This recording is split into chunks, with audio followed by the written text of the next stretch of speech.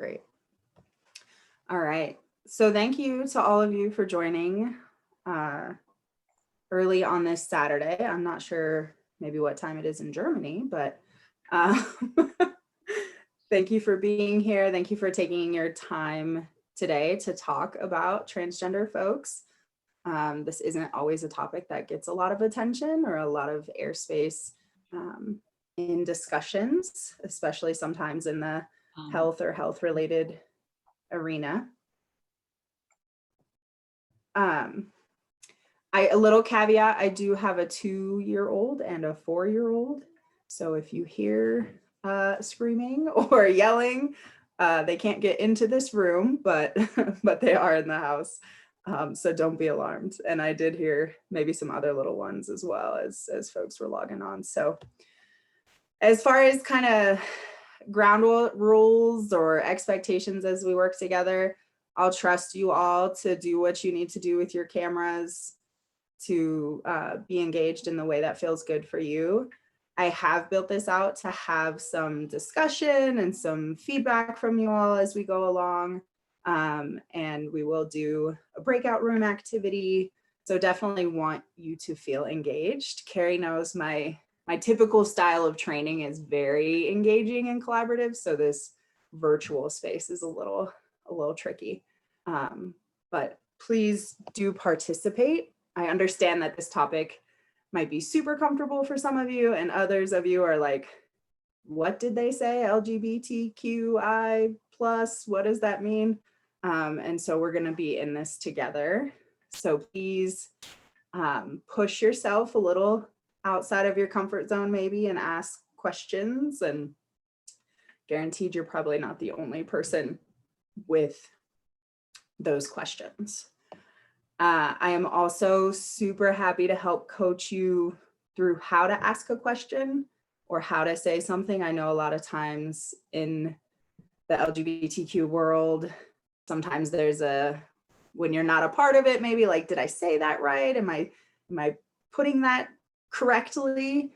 I can help you through that if you're wanting to ask a question. So thank you all again. If you all could just maybe in the chat, just since there's such a large group, just let me know I see your names, but that'll be in there, but just your role, sort of what you're doing currently in your life that relates to this training or topic. And if anybody wants to try out pronouns, you can say, my pronouns are she, her.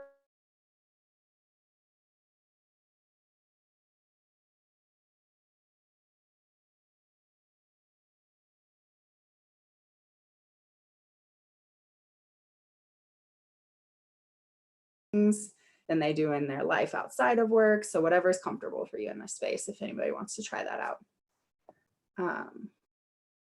All right. So I'm going to go ahead and share my screen and jump us in because we've got a lot to cover today. I guess a little bit about me. I'm a licensed clinical social worker. As I said, my whole career, honestly, since undergrad has been focused on LGBTQ populations. I do work at public health with my role a little in flux currently. And then I also have a small clinical private practice where I work with children and youth exploring their gender and gender identity. So that's a little about me. As far as what you signed up for today and what we're gonna go over, learn about the concepts of gender assigned at birth, gender identity, gender expression, gain a deeper understanding of health outcomes for transgender people based on somewhat the limited data that we have on this population. Gain insight into some of the experience and unique needs of transgender patients. And then explore some actions that you all can take as you're navigating in your work worlds and personal lives even to support transgender folks. So before I kind of jump into the content, is there anything sort of missing from this list that you were like, oh, I was hoping we would touch on that today? Or does anyone want to share what, oh good, some pediatrics. I like talking about gender a lot with folks who work with little kids. But anything that you're hoping that we cover today that I just want to, you know, get from you now as I kind of launch in to make sure I touch on it.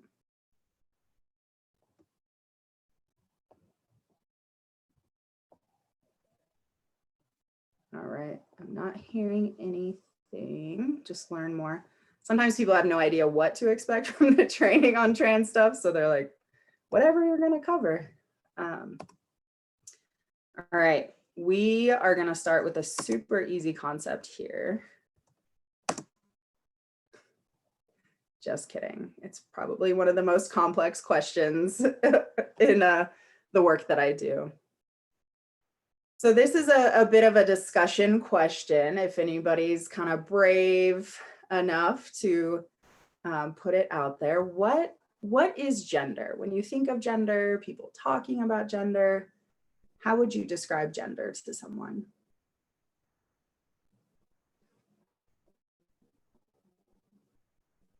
Let me check the chat too.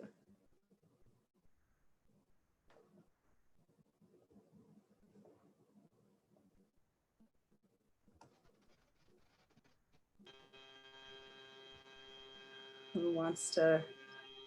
All right, do we have somebody unmute? Good morning, my name is Michelle. Can you hear me okay? You've got a little bit of feedback going on, but I can hear. I would say coming up, I always thought gender was, male or female. Mm-hmm. And now with me working at an endocrine clinic now, I have a provider that does the transgender patients. Mm-hmm. So I'm kind of concerned on how to address. So this is going to help me out tremendously. Okay. Yeah, especially at an endocrine clinic where this topic comes up a lot.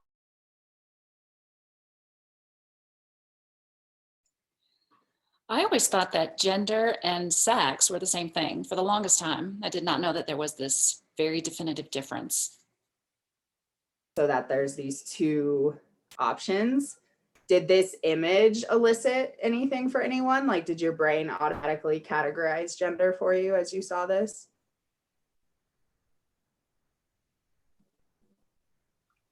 Or now that I said that and you're looking at it a little closer? Yeah, I think so. I think that we're kind of trained to pick up on social cues, as well as kind of this. You have this photo or this picture here, and it automatically kind of directs our mind towards how we've been trained to determine what is gender based on socialization. Yeah. So when you look at this image, did each side of it elicit a certain response? Like, oh, I know what that is. Yeah, I think so. Can you say like what it is? Well, I think this is the thing is that when you look at kind of even the colors blue and pink Mm-hmm. are kind of associated with, with boys, baby boy, blue, pink with girls. And so these are just kind of the pictures we put in the photos. A lot of us have kind of grown up on, even in our little storybooks and things from school. And so, yeah, you automatically come to this and you see this kind of as a pattern recognition, at least in my mind. And some of that has to do with, hit my laptop. Some of that has to do with, where we were raised, if we were raised in the US, if we were raised in other spaces, and how we're socialized, as you shared, what we learned from stories, TV shows, our families, our school peers. Let me see. So especially a lot of us were raised to understand that it's one or the other, right? So my goal today is to help everyone understand that there are so many genders and such a huge sort of constellation of what gender can look like. That's part of what I'm going to talk about. Anybody else want to add anything to this sort of broad, what is gender?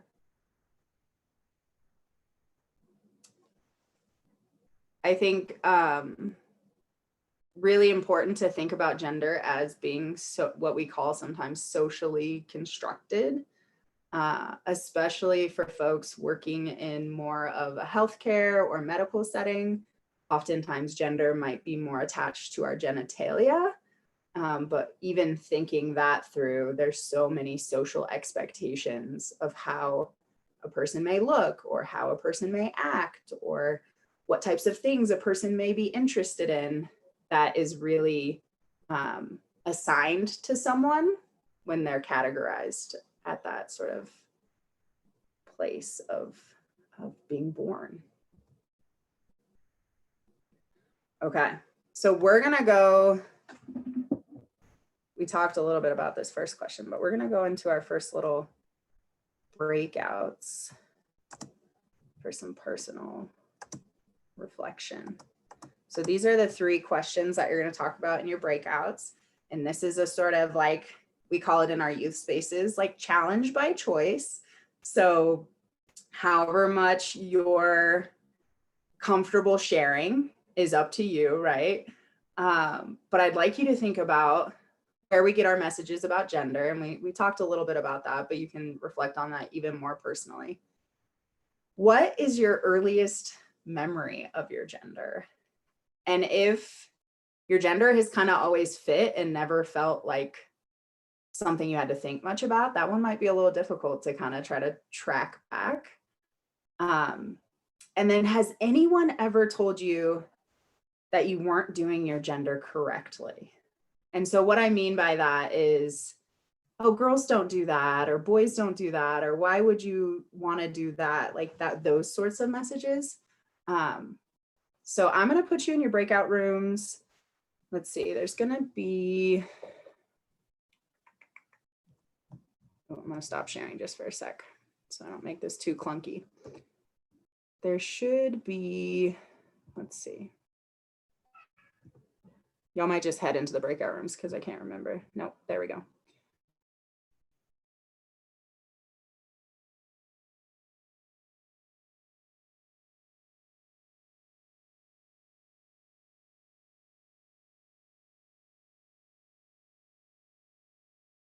$10 to 12 minutes. I might pop through the rooms and see how you're doing. So not a super long time, but if it feels like you need more time, I can extend it. So I'm gonna open the rooms and then yeah, I'll pop through and I'll put those questions in the chat for you. So bear with me as you head into your other space.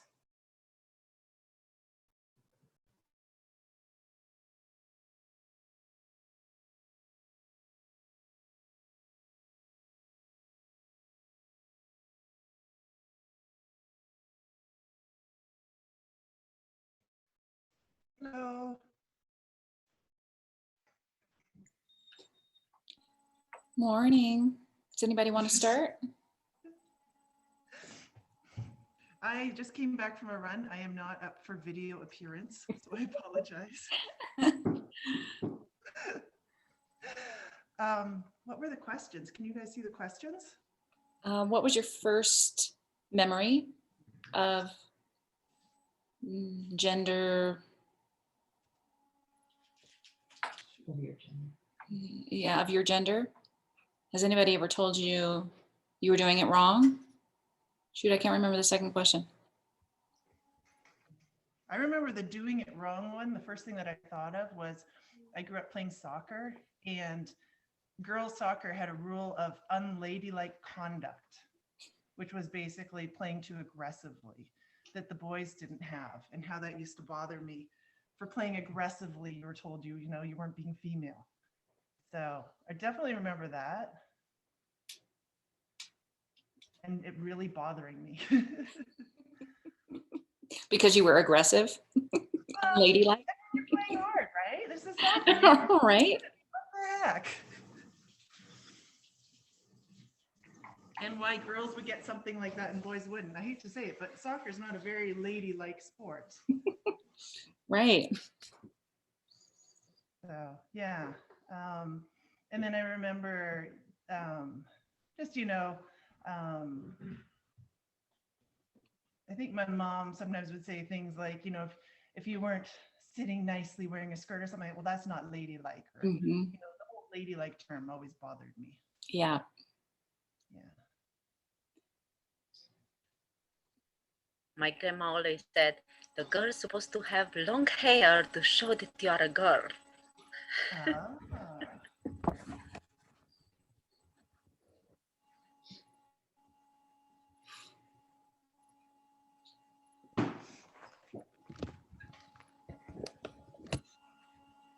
I was kind of a tomboy, that term. Mm-hmm. Yeah, that's not a good term either, is it? No. Yeah, you climbed trees or you did anything like that, you're considered a tomboy. That's a good one. Right. What was the first one? Your first memory of your... Of your gender. And it's probably, I remember this picture of, there's four of us. And I remember this picture of us standing by the car in our Easter dress. And my sister and I are in these really fluffy Easter dresses and bonnets. And my brothers are in these little suits.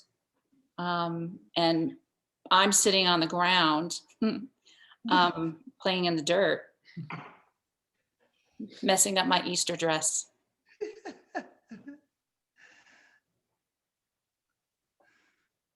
Did you get in trouble? Very much, yes, yes. We were late to church. And, being raised Catholic, there's also a lot of stigma there. Yeah, definitely. Laura, how about you? Do you remember? I climbed a lot of trees when I was little. And I had brothers, so if I wanted to play with someone, I played Matchbox cars. Right, not Barbies. Right, because they wouldn't play Barbies. My brother would play Barbies, but my Barbies got beat up.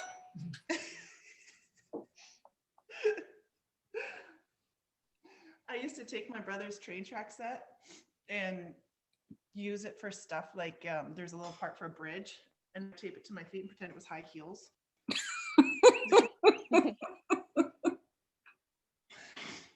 So he didn't like it, but I thought it was great. It's very clever. I thought so.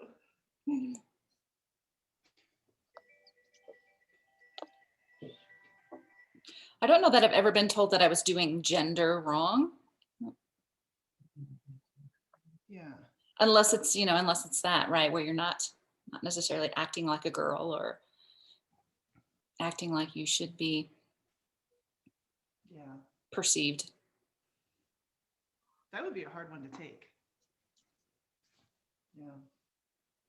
What was the other question? There was one I more. can't remember right? question 2. Oh, there it is. Oh, where do we get our messages about gender? Parents. Definitely. Teachers. Mm-hmm. Media. Definitely media, yeah. Church, like I said, church is a big. Yeah.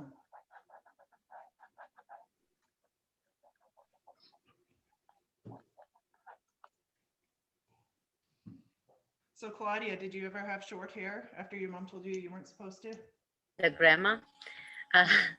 Well, I had it very short. Couple times. I carry like a boy, very short.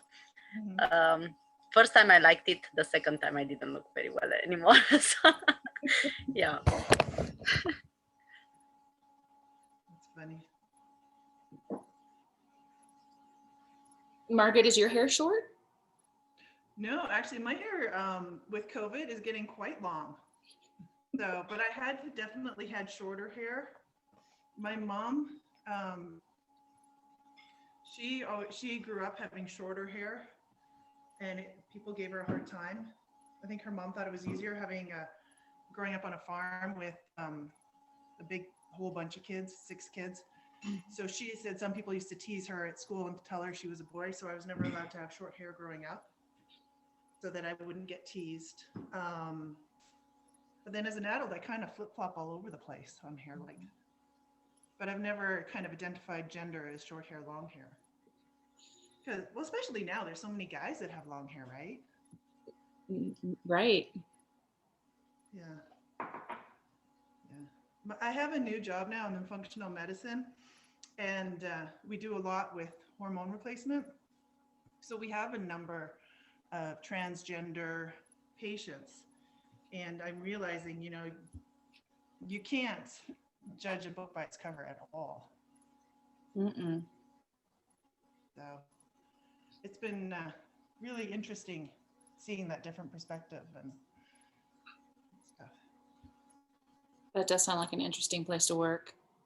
Yeah, yeah. I mean, sometimes it's just, you know, menopausal women and things like that that we're working with, but, you know, there is that little transgender community. Mm-hmm. So.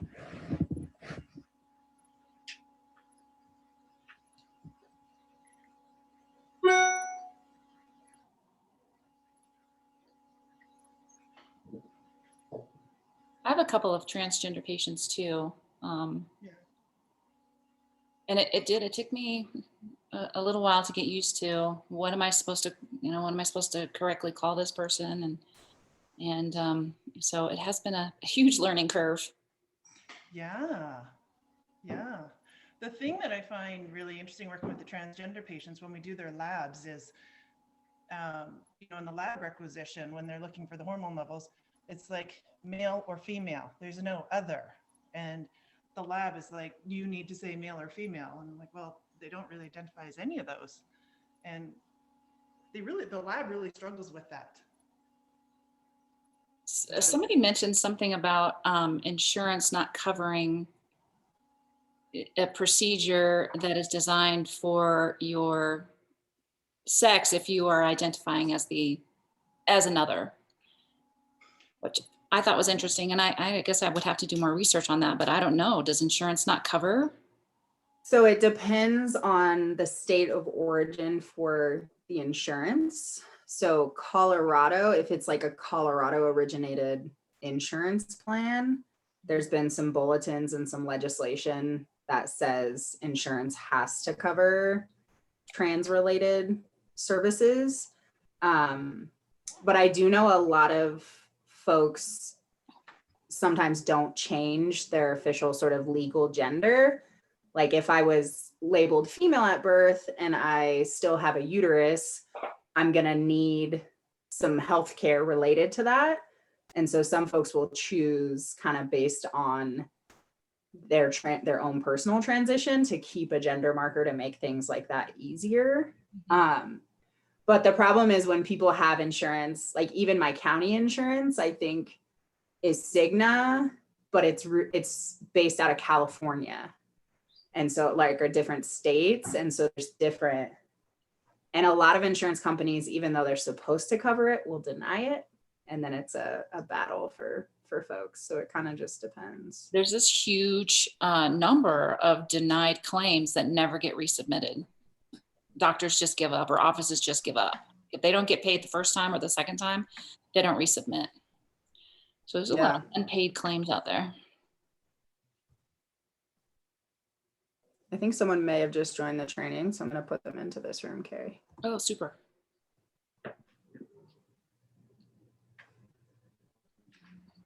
All right. Where are you all at in discussion? Are you feeling like you're wrapping up or you still have folks to share? We talked about all the questions once we remembered them. All right. Okay, Emily. Hi, Emily. Sorry, I got back on. I got lost in there. Oh, gotcha. I'll give you all one more minute. Okay. So Emily, did you do you remember your first memory of your gender? Yes. So just pretty much like everyone else said, it's just kind of like being raised as a girl, wearing dresses. You are put in dance, just kind of like the girly stuff. You would never do like anything athletic until you were older, I guess. Mhm.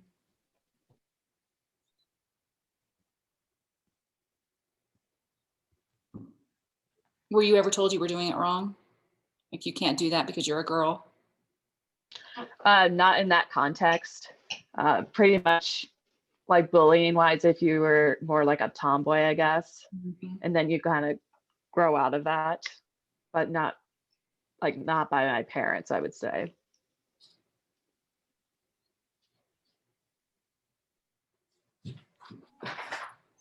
Yeah, that's true. I don't know that I ever really received a lot of that. This is wrong information from my parents. It was okay to be a tom girl or tomboy.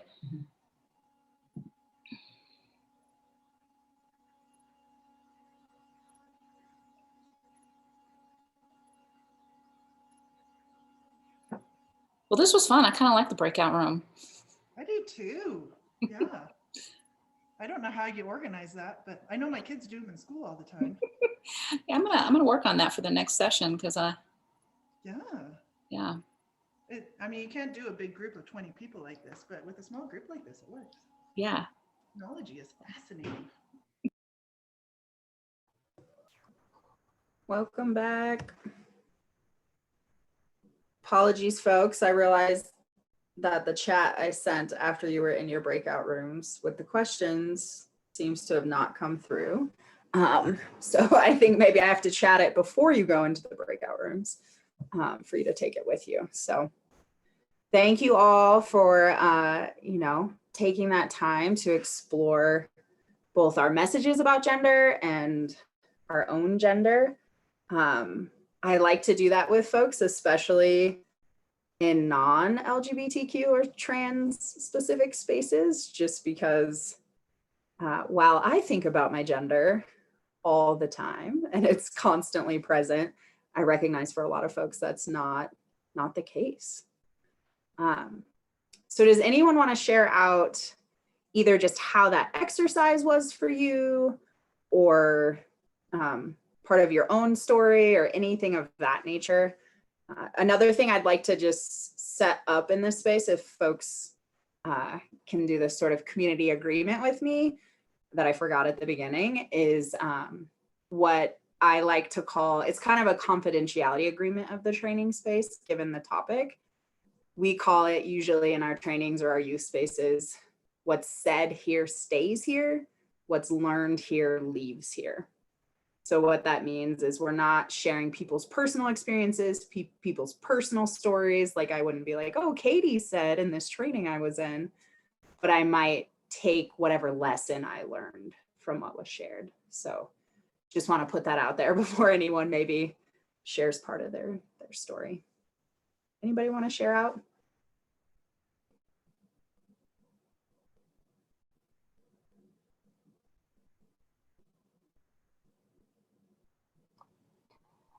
Heather, I think like you said, that it might be kind of difficult to, if gender isn't something that is, like you said, a constant thought, hard to kind of pinpoint for sure, when you knew whether, girl, boy, whatever, trying to pinpoint that for me was hard, Mm-hmm. Yeah, I talk about that a lot in trainings, and just unless you felt like something didn't fit, like what people were telling you or what people were buying you or your name or whatever, there isn't typically a moment that you wake up like, oh, okay, this is my gender. And so it can be kind of a hard exercise to try to track that back. Anyone else?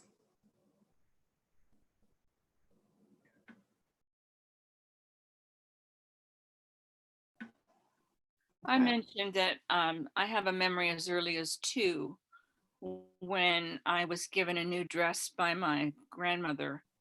And it was very clear to me that girls wore dresses and boys didn't.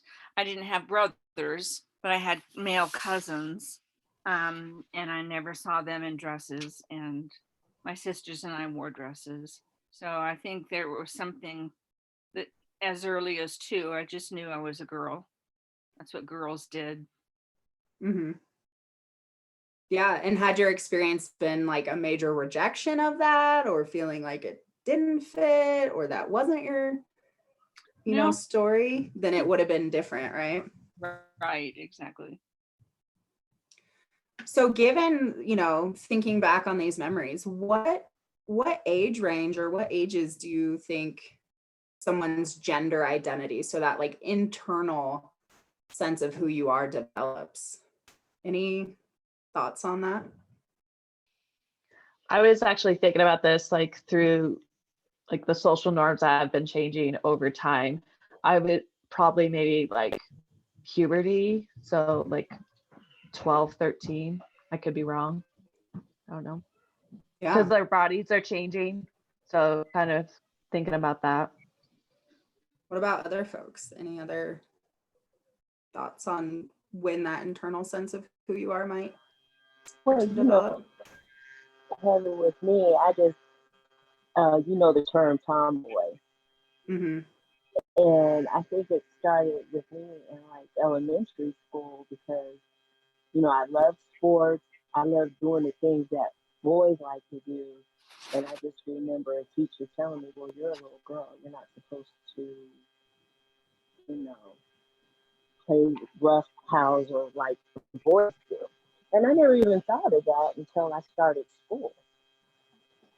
Yeah. So someone put in the chat, maybe 8 years old or younger. So as far as what we know from research, that internal sense of our gender typically develops between 18 months and 3 years old. Oh, okay. So that sense of like, I have this identity, part of me has to do with gender, is really young for a lot of folks. And I know, Susan, you shared about being 2 and sort of having this sense of like, okay, this is who I am, or this is my experience. Yeah. And it's young. Like I said, I have toddlers, and I remember a moment in the bath where my 3-year-old was, at the time he was 3, he's 4 now. He was like, I'm a boy. And that was like the first time he ever asserted any kind of gender, especially being raised in a house with one parent who's non-binary and sort of what we call our little queer family. Like, we didn't push any sort of set gender on him. And that was his assertion at 3. And so for a lot of people, for a lot of you all who, again, there wasn't that sort of moment of like, oh, I don't know what my gender is. There probably wasn't a moment when you were 3 that you proclaimed or remember feeling like, oh, okay, this is my gender. Like Michelle shared, it was probably when someone started telling you about your gender or what you weren't doing. The interesting thing, Michelle, with the tomboy piece is that women and girls actually have a lot more permission to play around with gender, especially when they're young. And I remember for myself, because same, like I was so into like dressing masculine and playing sports. And until I hit like 13, that was okay, right? No one questioned. They're like, oh, just a tomboy. But then there's like this expectation around puberty that like, well, you're a girl, so you need to start dressing differently, or you need to start, wearing makeup or other things. I got that really intensely from my mom. Yeah, growing up, I did as well. Christian home, and religion has a lot to do with it as well. How you are brought up, and my dad was retired military, growing up in a military household, in a very religious household. There were certain standards and requirements. So you don't question it. Yeah. And it's interesting for boys, there's not sort of that same equivalent of a, a tomboy. There's not that label. There's often not that permission to play in gender as much. Even my 4-year-old, so he is very clear that he's a boy. He really likes dresses, and he's already getting a lot of messages, even from my mom again, who's a lovely person around gender stuff. But just little messages like, oh, I don't know if I like that look for you. I don't know, and he's like, boys can wear dresses too, grandma.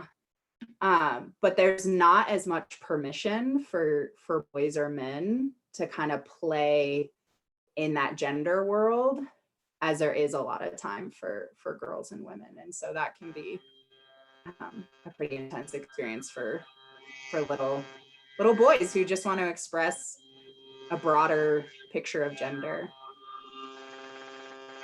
Yeah, that's a good point, because my dad passed on, but growing up, he wouldn't allow my brother to, do girly things, or if he were to see a little boy with a dress on, he's like, no, you don't do that, Mm-hmm. So that's a good point. Richard, I think probably, yeah, my mom would probably say a kilt is different. It's very funny because if we look at other cultures and how masculinity or men express themselves, it's often can be different than US culture or society. But I think it's, yeah, go ahead. I was just gonna say, I think it's really interesting too that as society is, I'm gonna put this in quotes, coming around to this concept of non-binary, it's interesting. I feel like some people almost overdo it too. Like there is, I'm gonna pull out the millennial in me. I watch TikTok videos a lot, and there is a little boy who loves Disney princess, and mom will turn the Disney princesses into suits for him because he wants it. And there are so many people out there that are like, well, just let him be himself, let him wear the dresses, which is what we're going for, right? The unity, the acceptance. But the little boy wants the dresses as suits because he is a little boy. And that's what he identifies as. And so it's just interesting too to see the, I guess, overcompensation of some people too, for just trying to understand. And it's like, let's just let everybody be themselves.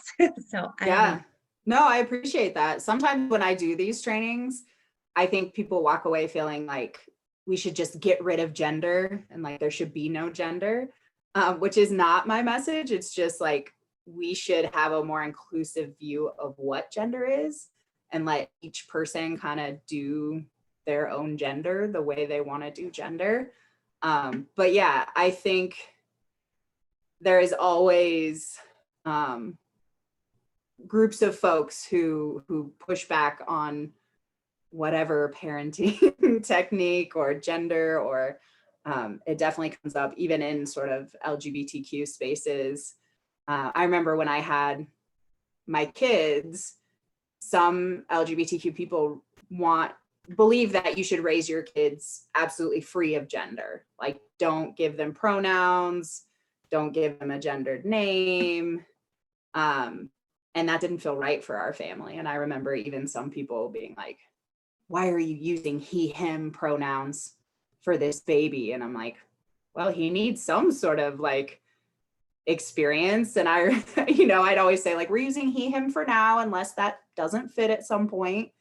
But yeah, there can be some intensity around gender and how who knows, right? Are we going sort of all the way on the other end of like gender doesn't exist? Are we finding some sort of happy medium of letting people do gender how they want to do gender? All right. Go ahead. I have neighbors, a young family, in my building that when they moved in, the little boy was 1.5, and they talked about Solon as him, and yet he was in a dress and lots of ruffles. And I thought, okay, so he's exploring.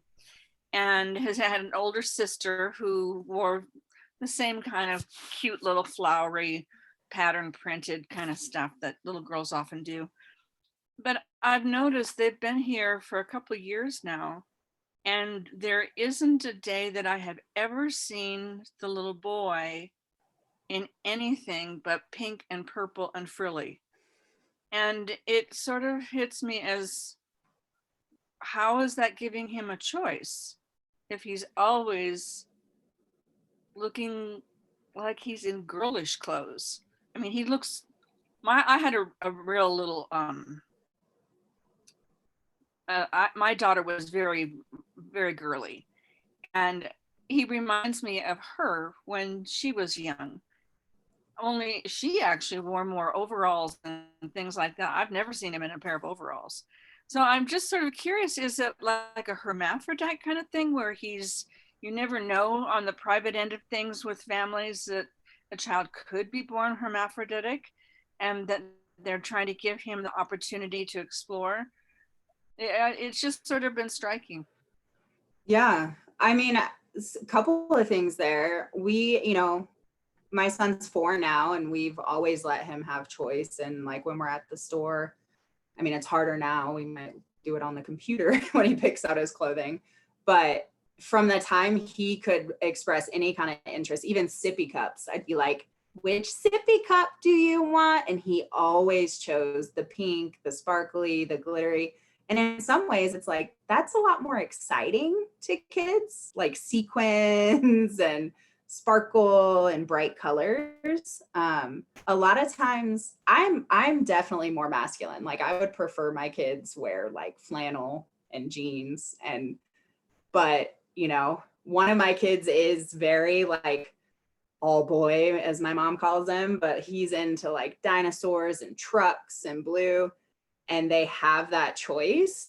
So it could be that they're giving this child, like they take them to the store and they just go into both sections or all around. That's what we do with our kids. And that's what that child chooses. They could have all the options available in the home. We don't know, right? Like what does their closet or dresser look like? And that's just the bright colors that kid is choosing. Yeah. And then as far as like genetically, so a couple of points.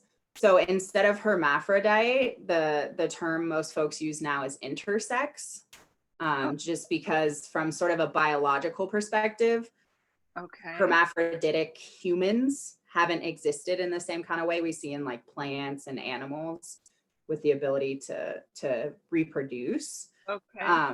So intersex describes folks who are biologically or as far as chromosomally in that maybe in between space of male and female. And that is a more common experience than folks know.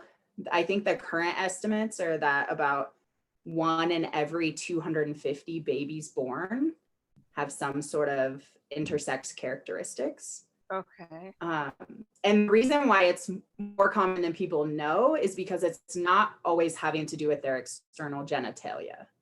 So sometimes their external genitalia will fit into that box of like, it's a boy, it's a girl. But then at the chromosomal level or the internal reproductive system level, it may not, a child may not present in the same way as like a sort of typical female or male based on those boxes. And sometimes folks don't know that until well into their adult life. A lot of folks find it out if they're having fertility issues. So like someone gets married, they want to start having children, and then someone might find out instead of having a typical uterus or fallopian tubes, they have internal testes. So there's a lot of advocacy happening in the intersex world around that piece. Well, thanks. I've never heard the word before. Yeah. I'm gonna pop back to my PowerPoint. Let me see. I've got a few chats here first, but I have just some good visuals of ways for us to think about gender. So someone said sort of over the age of 40, having more difficult. Yeah.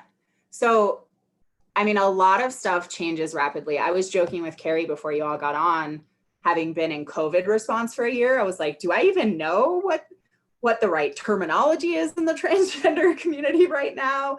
Because it is rapidly evolving. There's always been different genders. Like historically, we look back in stories, we look back in even like Greek and Roman societies and sort of all of this historical pieces. But now there's just, with more online connection and community, there's just rapid language evolvement, rapid understanding of what gender can be. And so it is fast.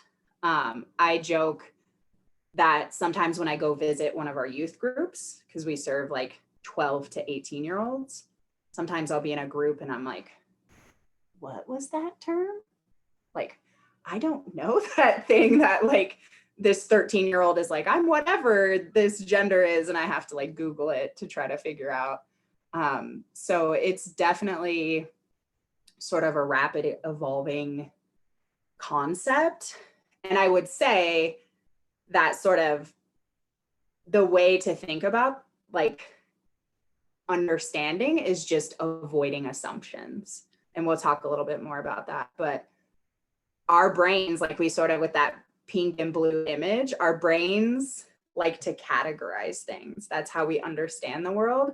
And so as soon as we see a person, our brains often try to put them into like, that's a guy, that's a girl, that's a guy, that, and you all like, it's not conscious, but has anyone had a moment where you're like walking through the world and your brain's doing this, and then you see someone and you're like, now is that a guy or a girl? Hold on. And there's like this moment of that person not fitting a box. I think we've all probably experienced that. That happens to me sometimes where someone's like, thank you, sir. Oh no, I mean, ma'am. I mean, I'm not sure. I don't know what I should say. And I'm like, it's okay. We're okay.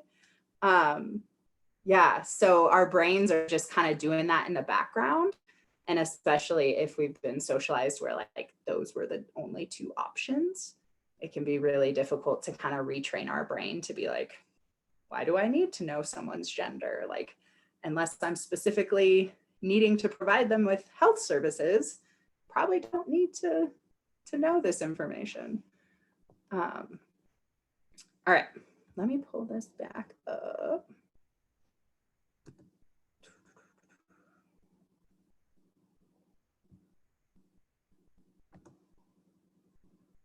Okay. So I want to introduce you all into this graphic that we built in a group here in Boulder County quite a few years ago now, called the Gender Tree. So this is a visual that we try and use with folks to kind of understand these parts of our identity that build or make up our gender. Typically, researchers, folks in the LGBTQ field, will talk about gender as these sort of three parts that all come together to create this gendered experience in the world. So we've already been talking a little bit about this assignment at birth, right? So this is typically based on external genitalia. You know, a doctor or whoever will look between, you know, a midwife, who, you know, whoever's delivering will look between a baby's legs, and for many folks, they know in advance of birth, and label that new baby, typically male or female. Unfortunately, in the US, unless it's a really progressive city in the US, when a baby is born with ambiguous genitalia, there are many hospitals who are still performing surgeries on brand new babies to try to fit that genitalia into one of those male or female categories. A lot of the advocacy happening now is asking that hospitals don't do that, that parents are informed, that parents wait until that child can express sort of what they'd like to do with their body, what their gender might be. A lot of times birthing parents aren't informed of why the baby's kind of being rushed into surgery, or that intersex exists. There are some other countries that actually have intersex as an option on the birth certificate. And unfortunately, there's still a lot of advocacy happening in the US around that piece. Unless a child can't urinate or can't, it's a real health concern that they need that surgery right away, the request from the intersex community is that we wait. So that's the assignment at birth, right? It comes with a lot of, as we talked about earlier, a lot of expectations. And no judgment, but has anyone ever either thrown a gender reveal party or been to a gender reveal party, or can kind of tell the group what a gender reveal party is? Has anybody been a part of those? I've been to a gender reveal party before. Basically it's just have food and just wait, and then either you have balloons or confetti or like a cake you cut in the middle, and then typically, like we saw in the first pixel, it's either gonna be blue in the middle or it's gonna be pink in the middle. Yeah. So it's usually a surprise to the parents who are having the baby. Somebody orchestrates, like, either a blue confetti coming out of a box, or balloons, or there's actually some really hilarious videos of gender reveal fails, where people have like, it's not that funny actually. There's been instances of people starting forest fires with like smoke bombs to try to find out the gender of their baby. But a lot of times in like LGBTQ or queer spaces, we're like, this should actually be called a genital reveal party, and it's a little strange. But it comes along, usually there's like themes sometimes, like it'll be like bow, like a bow and arrow, or bow, like a hair bow, like which one is it gonna be? And so there's all these socialized expectations even before a child enters the world as to like what colors they're gonna like, what they might be interested in. So that assignment at birth comes with a lot of pressure, honestly, to like, ooh, there's some of my kids. Pressure to perform your gender in a certain kind of way. So that's from birth. And then we talked about gender identity. That's like, we call it the trunk of the tree. So that's like that internal sense that we said develops between like 18 months and 3 years old. And the interesting thing with gender identity development is that cross-gender play and gender exploration for little kids, as many of you have probably studied identity development and those types of things, early childhood development, totally typical, right? Like kids dressing up in opposite gender clothes, playing with things that maybe are stereotypically, assigned to a different gender. As far as like sort of the clinical world, the therapeutic world that I'm in, we look at some factors of when that might be beyond what's typical, when a child might be struggling with their gender identity or questioning their gender identity. So we look at how consistent the child is, how insistent the child is as far as expressing their gender, and then how persistent this expression of maybe a different gender than they were assigned is. And so sometimes when I do this work, people are like, oh my gosh, you think a 3-year-old could know like what their gender is? But we look at those factors as far as, this child is being very insistent that, they're not the gender they were assigned. It's been consistent over time, and it's persisting for, sometimes years. So we are looking at those pieces. But again, for most people, there's not that moment of like, okay, this is my gender, this is who I am.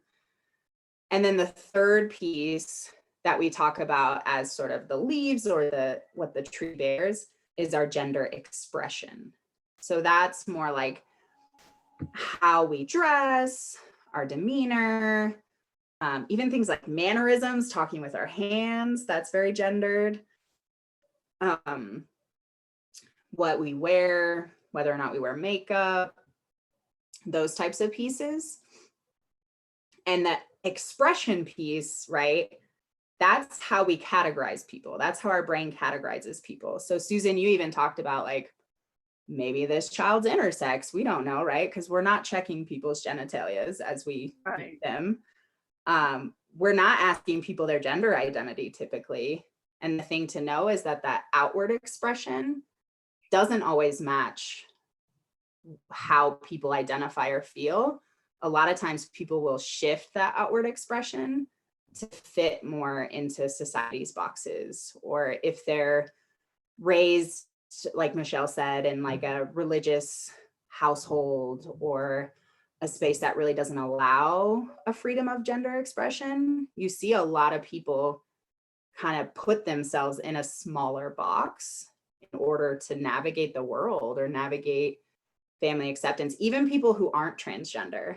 And I don't know if any of you all can remember moments in like, I feel like it started in middle school for me. Like, ooh, I don't know if I should wear this to school. Like, what are people gonna think? I talk with a lot of young boys, like middle school boys, who maybe want to express a little more femininely, and they're not trans, but they feel like they can't. So expression is interesting. I work, you know, the interesting thing too is that with that gender identity, even though it might develop between 18 months and 3 years old, some folks may not come out as transgender until they're 60, 70, 18, 35. And a lot of that has to do with the fact that they weren't able to explore or identify or have the space to question that gender that never quite felt right. And so I worked with a woman, I think she came out at 45 and she was a sheriff, and she would talk about like every day putting on her male costume of being a sheriff to go to work before she transitioned. And so it's a very individual experience, sort of this piece of gender and understanding gender. And even for my own self, I came out as lesbian when I was 18, 19. And I was like, oh, okay, that was it. Like all these questions I've had my whole life, it's just because I'm a lesbian. And now I can dress like a dude and it's acceptable because I'm a lesbian. And then I hit like 25 and I was like, I think there's something else happening here. Like, I don't think this is just about me like wanting to wear boys' clothes. Like it was this realization that I have never felt like a girl my entire life. And I remember being little and asking if I could be a boy all the time. I want to be a boy. I want to be a boy. I don't want to be a boy. And I don't feel like a girl. And it wasn't until recently that I understood that there was this non-binary space. So gender is like, it's a wild ride of people exploring. I see some chats popping up, so let me jump in here. Okay. It's tricky when working with kids. I'm a health clerk in a middle school.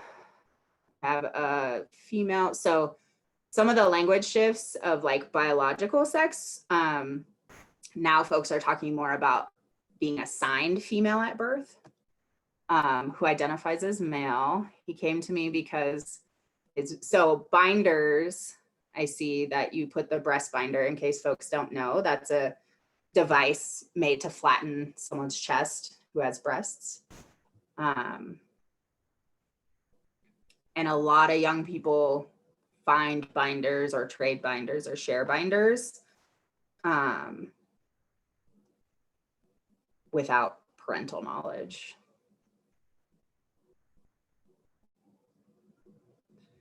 Yeah, so Janie, in that situation, typically what we do in our program is when we first enroll a young person who's coming to our groups, is we ask about how should we refer to you when we're talking to the adults in your life, to your parents.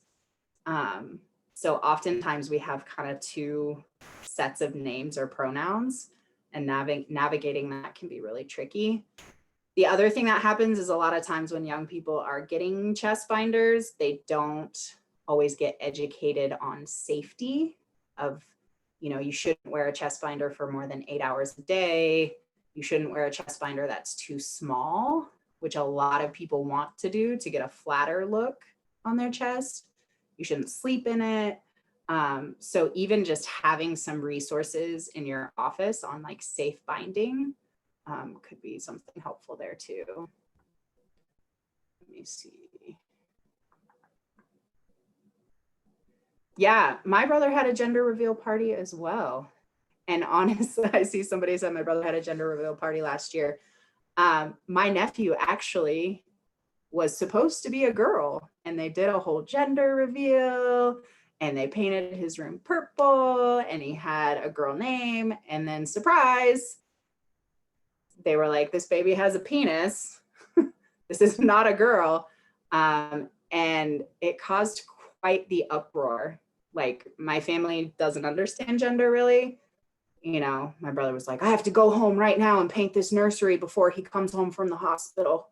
And really like had the nursery repainted blue. And I was like, you're right.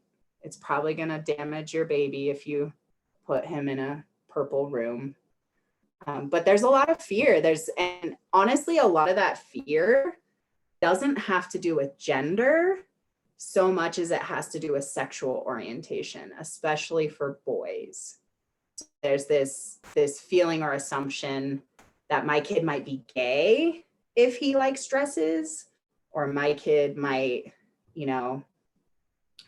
just this is wrapped up in a lot of isms. So it's like a rejection of femininity. So there's some sexism happening there, and a real fear and rejection of gay men.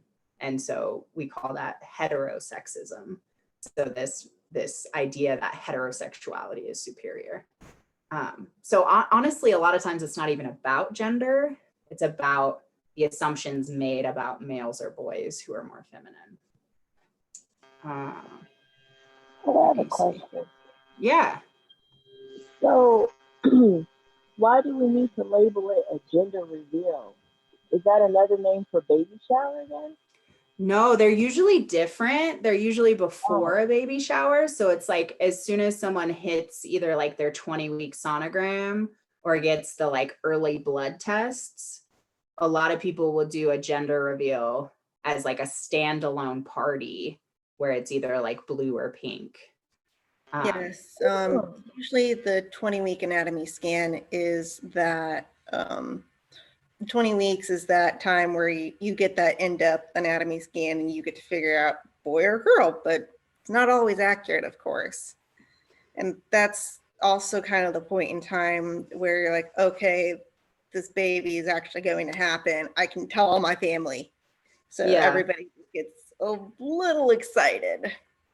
My favorite thing is that the woman who had the very first gender reveal party and blogged about it. She feels so bad about it now. She feels awful. And actually her kid, that was kind of the first gender reveal, is very like androgynous and challenges gender norms and doesn't fit into a gendered box. But she's written about how she didn't know that this was going to become such a big thing and have so much pressure around like expectations. So I find that pretty interesting. Yeah, I think it could be really cute to do something small like a cupcake or a cake when you've got kids who are going to be older siblings to help them get excited for the baby. But the whole grandiose thing, it's like what you say, people overcompensate and want to project this image of something. And we just tend to go crazy with it. And my concern, right, is for that unborn child, right? Like what kind of pressures are they coming into for the world of like these expectations and what happens if they don't meet Don't those. fulfill And them. yeah, it can be pretty intense. There's a lot of jokes in the LGBTQ world, like of having a gender reveal party, but like you cut open the cake and it's yellow, and then you like put up a PowerPoint on gender being a social construct, like inviting everyone over. Yes, or I know a friend of mine has joked about one of these birthdays.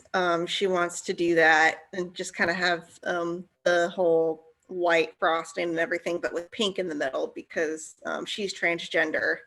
So she really wanted to do that just kind of for fun for her birthday somewhere Yeah. out. And There's I Oh, go really ahead. hope she does at some point, because I think that'd just be fun. Yeah, if you just look around online, you'll see a lot of families have kind of redone gender reveals for their kids who've come out as trans, or like a teen who's transitioning. They'll do it up big like people do for their babies, but they'll do kind of a new reveal. So Heather, if I could kind of ask you a question, what I'm kind of hearing is almost this idea of conformity, right? And as parents, most of us want to protect our children for whatever those perceived threats are out there, right? Mm-hmm. And so how does, when you deal with conformity, when you deal with, male, female, things like that, if a child, does not conform to society's rules, there will be consequences, right? Yeah. So how do you protect a child as a parent? How do you protect a child from the outside world? And I'm sure there's quite a bit of stress that occurs with someone who doesn't feel that they fit. Yeah. I Right? mean, so for a lot of folks, and we'll talk a little bit more about that when we look at a little bit of data on mental health, is that when you recognize that your gender doesn't sort of fit into one of these boxes, the choice of whether or not to come out around that, whether or not to transition, whether or not to support your child in transitioning, can result in a lot of stress, right? You might lose the support of some family members, especially folks who maybe have younger kids who transition. You could face bullying or ridicule in a school setting. I would say that a lot of parents of transgender kids create some pretty strong networks with each other. There's lots of people who call themselves mama bears to like protect their transgender or non-binary kids. It's a little more work, even thinking about my own son as he's approaching kindergarten. Like I have to go and talk to all of these schools and all of the administrators and talk about what we can expect as a family. Like I don't want him to enter a space where he's told boys can't wear dresses, or you're weird for wearing pink sparkly shoes, but it is, helping a child or anyone navigate that societal rejection can be really tough. And I think to some folks' points earlier, there are pockets of society that are shifting, that are creating space for more gender exploration, that are just having a broader understanding and idea around gender. But there's still a long way to go. I can tell you as a non-binary person, it's not an easy world to navigate, especially in healthcare settings. I think I heard someone in your breakout say this. There's not typically a non-binary option when I'm filling out forms at any sort of space I go to. And having been the person who carried and delivered one of our kids, that was a wild experience, not identifying as a woman and being pregnant. Because so much of it is like, you're a strong, beautiful woman. You can do this. And I'm like, well, I don't actually identify as a woman. And so navigating a lot of that can cause stress. But I would say that a lot of transgender folks and a lot of families create safety nets and safe spaces and community that really celebrates and values their identity and their kids as like a safe place to land. I think when it's really difficult is when I'm working with young kids or teens whose parents are rejecting. And there's a lot of, there's a project called the Family Acceptance Project out of San Francisco State University that specifically looks at the harm of rejecting parents, like parents who reject their children. And that is one of the highest risk factors for suicide, substance use, mental health issues. So as someone mentioned earlier about the student they're working with in the school, that can be some of the hardest to support someone around. But I would say the flip side in working in a clinical setting with young people is the mental health, I guess, struggles that they face if they're not allowed to fully live their gender, if they're having to suppress their gender, if they're having to deny this intrinsic sense of who they are, is also super harmful. So it's kind of, what is that balance? I wish I had a lovely solution for that piece, but it's just, unfortunately, I think still can be difficult. All right, let me check this chat real quick. I think we're...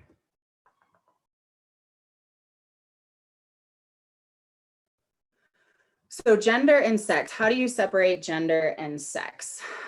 Let me go back one. So sex, it used to be that we talked about, and this is an adjustment in the field of even LGBTQ work and training, is we would kind of talk about biological sex versus your gender. Now we talk about assignment at birth or gender assigned at birth versus your gender, and sex would kind of fall into that category of what you're assigned at birth. And the reason some of that language has shifted is that you're really assigned a gender at birth, right? Oftentimes, even when a baby's born, it's not like, it's a male, it's a female, here's their chromosome levels, right? Like it's really like that social designation of it's a boy, it's a girl. But that's kind of the difference there, would be like people are typically categorized into sex, either male, female, or intersex. And then gender identity, there are lots and lots of gender identities, which is the slide that I just put up with some of the main ones that I'm going to jump to now. So these are some gender identity labels that may or may not be familiar to you, depending on how much you've engaged within the transgender community. The two kind of big categories, I would say, of gender identities is transgender and cisgender. Can anybody tell me what cisgender means? I don't think I've used that yet. I could be totally wrong, but I think my understanding of it was cisgender is that you identify with the one you were given at birth. So whereas transgender changes like from male to female or female to male per se, a cisgender would be, I was born female, I identify as female. Yes, exactly. So it has to do with someone who identifies with that label they were assigned at birth. And the reason we have a term, we haven't always had a term. We kind of used to talk about it as like transgender and non-transgender, which is not the best way to sort of talk about, like that would be sort of, if you're talking about race, you're like, there's white and there's non-white. Like those are the options, right? It's an odd way of categorizing things. And so cisgender is a way for folks to say like, I'm a cisgender woman, right? If you identify as a woman and you identify with the label you were given at birth, it's a way to acknowledge that gender and identity is more complex than just that assignment at birth. And then transgender is often talked about kind of as an umbrella term. So trans or transgender is anyone who doesn't identify with that assignment or label at birth. So most of the other, below cisgender here on this slide, most of the other bulleted points kind of fall under what's considered like the trans umbrella. So some language, like you wouldn't say transgendered, like someone's transgendered, just like you wouldn't say like someone's mailed or someone's femaled. So someone is transgender, and you wouldn't say like a transgender. You just, like if you were talking about a transgender person, that would be fine, but you would just say someone is transgender, or a trans person or a transgender person. Same with cisgender. So gender expansive is often used with little kids, especially if they haven't kind of made an assertion about their identity, right? I don't typically see 3-year-olds who are like, Mom, I'm transgender, right? That's not usually like a term or language that they have. And so gender expansive is often used to talk about some of those kids that really push and challenge what gender is. Non-binary, I've talked about a little bit already. That's the term that fits best for me. And that is this existence of my gender outside of the male-female binary. So many people who are non-binary will use what are considered more gender-neutral pronouns like they, them, ze, them. There's lots of gender-neutral pronouns. I would say they, them is the most common. It doesn't mean they don't experience a gender. It's just that their gender doesn't fit into either of those boxes in their identity. This is where it gets kind of complicated. So agender is typically someone who feels like an absence of gender. Similar to like if you've heard of like asexuality, they don't have a sexual orientation. Agender is like, I don't have a gender. Gender is not part of my identity. I don't experience gender. It's not a part of my life. So that's a little different than non-binary, where non-binary is a gender identity. Gender queer, I would say that term is becoming less and less common. It existed before non-binary and agender really existed. And I think it was just people who are like, my gender doesn't fit anywhere. But some people might use that. Gender fluid, these are folks who, I don't know if you've ever met anyone who's like, oh, I use she and they pronouns, or I use he and she pronouns. So there's more fluidity in how their gender shows up for them. Some people that's like on a daily basis. Some people it's like throughout my life, it's gonna shift, but there's just more fluidity. And then two-spirit is typically, it's a term used only in Native or Indigenous cultures. And so that is typically talked about as someone who sort of walks both in the male and female world, and is a term that many tribes and nations are reclaiming, a term that existed pre-colonization. And so there is a lot of embracing. This is typically an interesting area where there's, in some of these nations, there's more, I guess, reverence or spirituality, or seeing this two-spirit identity as something that's a good thing, versus our sort of US culture, as you mentioned, Richard, of it being less accepted. So those are kind of like the main gender identity terms that you might hear. Are there any others, folks? I see Emily, you raised your hand. Do you want I'm trying to form this question. Yeah. Because I don't know how to answer it. So one of my patients' kid identifies as, I believe, non-binary, so they, them. So it's kind of hard to like address it. This is going to sound dumb, but can they flip like some days I want to be a girl, some days I want to identify as a boy? Is that kind of like that way? Like sometimes they'll like dress as a girl and sometimes they'll dress as a boy. So it just kind of changes. Is that kind of in that, I guess, so that non-binary? Yeah, so I think that has not typically been how folks in the non-binary community talk about their gender. I think the flipping of like your gender really feeling like a boy or a girl would fit more into gender fluid. However, non-binary people often play with gender a lot more, right? Like if I don't identify as a boy or a girl, I can borrow clothing or expressions from either of those and really like mix and match those and Okay. express as this like other gender. So you see a lot of like, there's some pretty, well, it's funny because in my world, they're pretty well-known celebrities who are non-binary. Like, is that only because I mostly am in an LGBTQ world? But you'll see like folks who have beards and also wear dresses or makeup. And it's not that they're moving necessarily between male and female, it's that they're kind of combining aspects of these genders to create our own gender. And then one other question.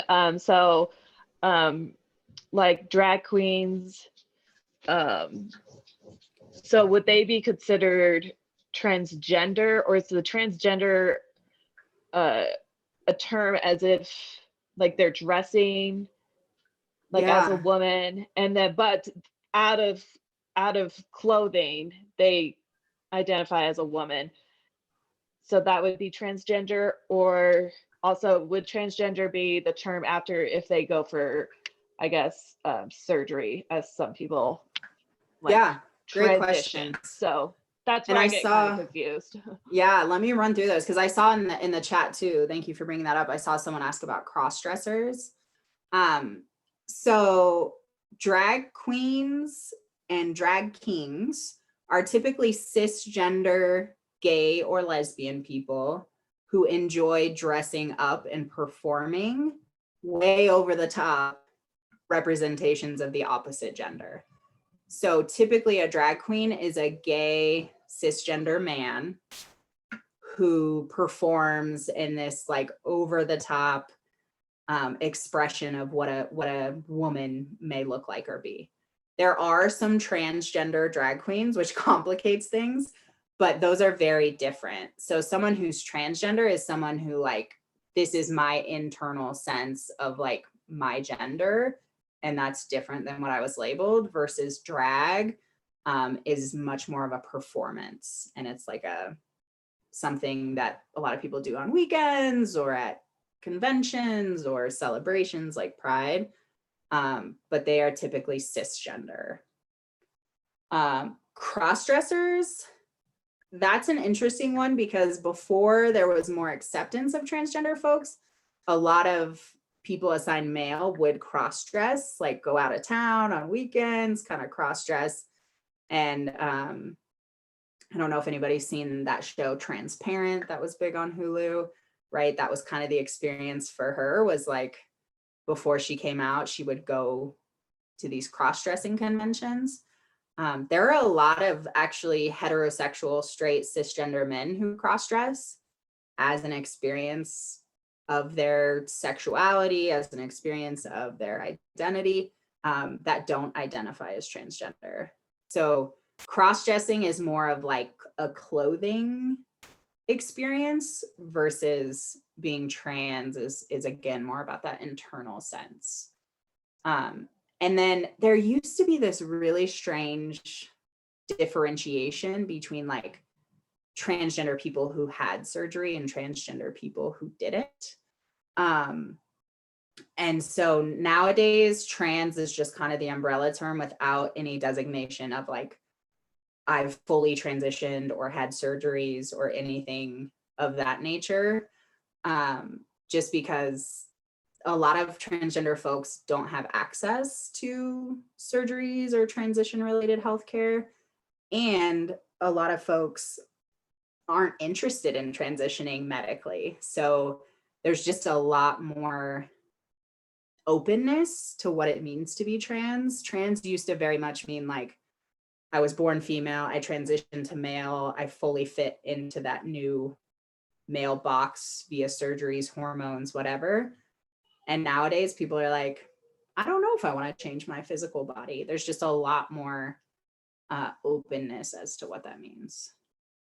hopefully that answers those questions for you. Let me check the chat.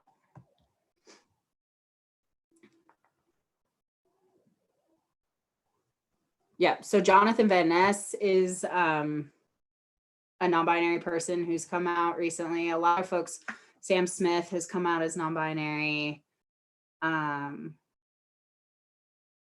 I don't know how many Grey's Anatomy fans there are, if y'all watch that, or if it's just ridiculous because you're in the medical field, but the actor that played Callie Torres has come out as non-binary.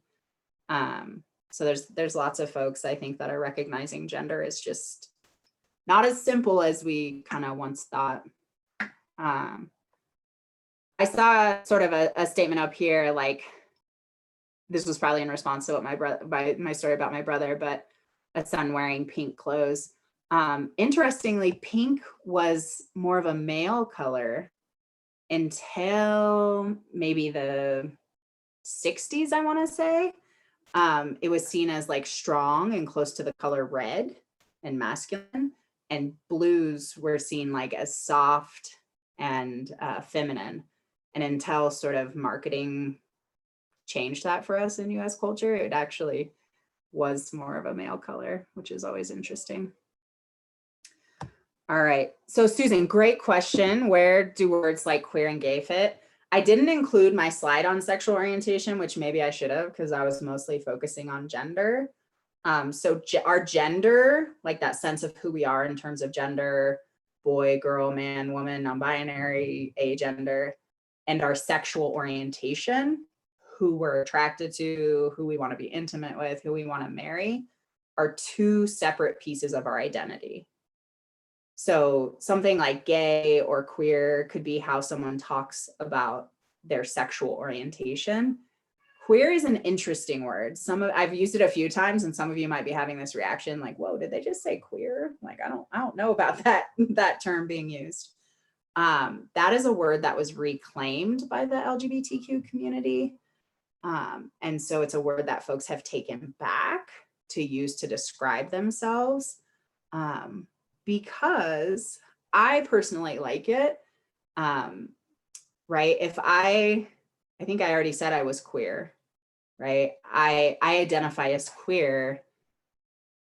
It doesn't tell you a whole lot about like the gender of who I'm married to, right? Like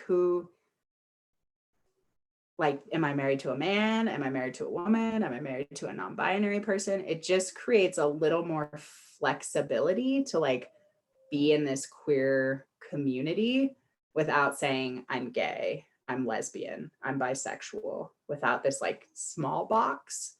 And so a lot of people have started using queer to just describe like I'm not straight or heterosexual. Some people also use queer to talk about their gender, which can really confuse people because you're like, wait, I thought that was a sexual orientation. The thing with the word queer, though, is you don't want to label or call someone queer who doesn't use that label. So like if I came here today and I was like, my name's Heather, identify as a lesbian, and then you left and you're like, oh, this queer person, Heather, came and talked to us, like it's not a term I used for myself. So it's one of those terms that like if someone self-identifies as queer, you can reflect that language back. But if they identify as lesbian or bisexual or gay, they may not use the term queer. Some of that has to do with generational differences depending on their age. Same with the word homosexual. Most gay people under maybe like 60 aren't going to use homosexual to describe themselves. That term has become really dated. It has some pretty negative connotations to it. However, some of the elders in our community use homosexual to describe their sexual orientation. So there's just been some language shifts, and the best kind of bet is like reflect the language back that your patient uses, or reflect the language back that the person uses. Yeah, so there is a podcast called Queer Sex Ed that Sarah, you can just search Queer Sex Ed and it'll pop up. Sarah Connell, who had done one of these trainings with me is one or two of them. I can't remember, Carrie. But she's a trans woman, trans intersex woman who runs like a podcast and talks about some of those pieces. All right, let me see. It's so funny. I never like, whenever I'm going through these, I'm like, how long is it going to take to get through all these concepts? So it's like adding things into the PowerPoint so we'd have enough time, but I think we'll be fine. Okay.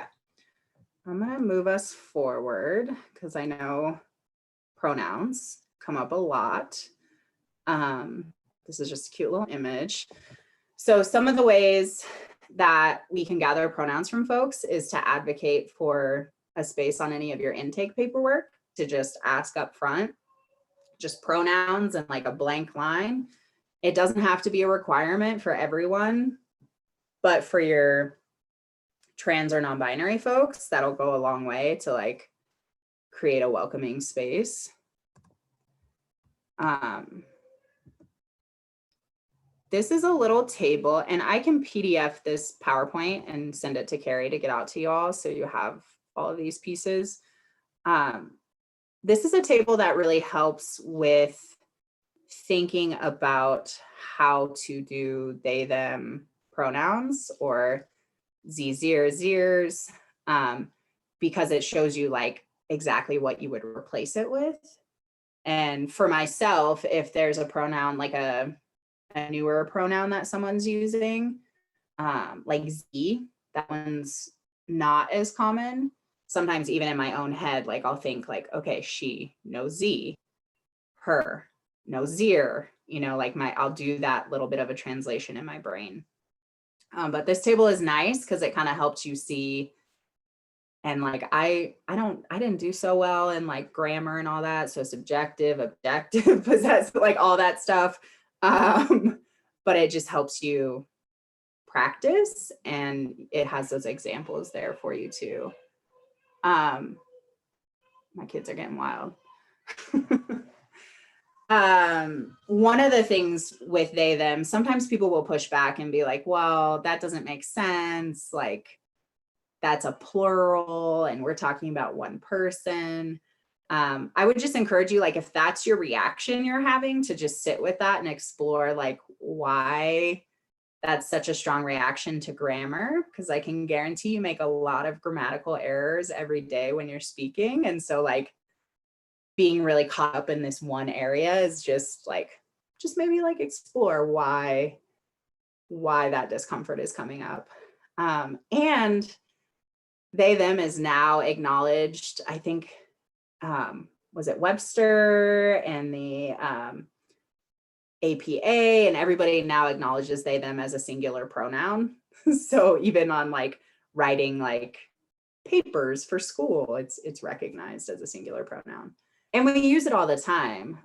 You know, if somebody left their water bottle in like a training you went to, oh no, someone left their water bottle, I hope they come back, right? Like everybody understood you were talking about a singular person.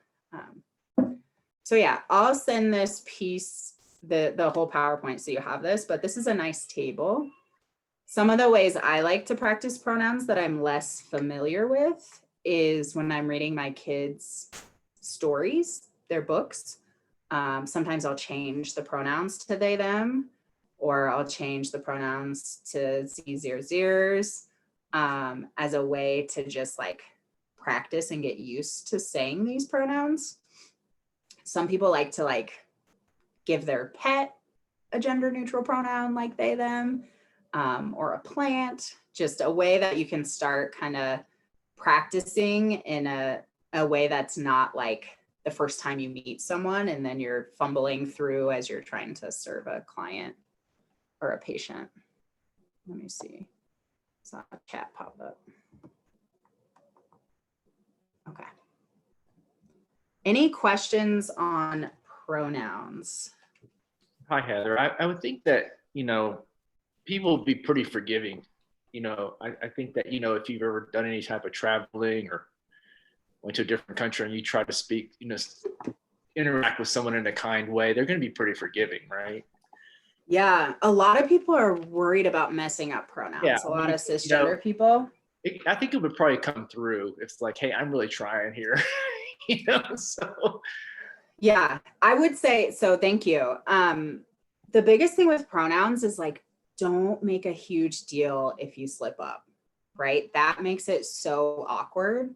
If you're like, oh my gosh, I'm so sorry. I'm so sorry. You know, I'm trying really hard. Like all of that is like, you know, because then as like a non-binary or trans person, you end up like consoling the person who messed up, and it's just like this weird dynamic. So really quick like fixes. So if I'm going to use Carrie because I know what pronouns you use, Carrie.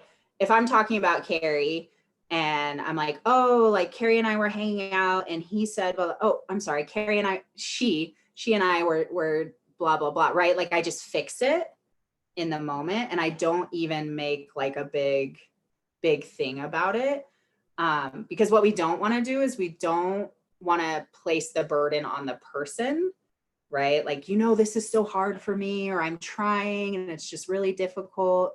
But people know when you're trying, right? Like I know people who I interact with and they use she, her because they make an assumption. I'm like, oh, actually I use they, and they're like, oh, thank you. And we move on, versus someone who I've told 75 times that I use they, them, and they're still not getting it. Then that's like, okay, you're not even trying. Like you could be getting this. But yeah, most trans and non-binary people are gonna be like, great. I mean, it's kind of a low bar to be honest, like, which is sad. But like if you're at least trying, that's like big. Which is unfortunate that we have to accept such a low bar. But yeah, people know, to your point, like people can pick up on like the effort you're making. And the other thing you don't want to do is like, and this has happened to lots of folks in when they're seeking care, is you don't want to ask the person to like train you on it. So like, oh, I noticed you put this thing, like, can you tell me all about that? And like what, you know, like a real deep, like you can ask like, hey, I noticed you use they, them. Like, can you tell me how to best support you in this space? I want to make sure like we're affirming. Different than like, what does non-binary mean? Like, could you tell, you know, like things you could Google, ask Google, because Google won't judge you. But if it's a patient, they're going to be like, I'm not getting paid to train you on this thing. But if it's about like welcoming them and wanting to make sure they're included in the space and that you're using the right language. I actually had a chiropractor do an amazing job. Like I was like, I'm going to be brave and like write in that I'm non-binary, because he had like this like gender, open-ended gender thing. And he was like, hey, I noticed you put this, like, I just want to make sure I'm affirming you in this space. What pronouns would you like me to use? And that was cool. But if he was like, now, could you tell me like, what does non-binary mean, and like educate me, that doesn't usually land well with folks. All right. Emily, I just want to check in. Is that a new hand or is that the same? That's the same hand. Okay, no problem. I think I can lower it for you. There we go. Just want to make sure. All right. I wanted to give us just like a, if it's cool with you, Carrie, like a little 10-minute step away if folks need it, like bathroom. Yeah, that would be great. Okay. Yeah. So let's say like 10:55. You know, y'all can just take a break from the screen for a minute, get what you need, get a snack, and we'll come back together at 10:55. Perfect.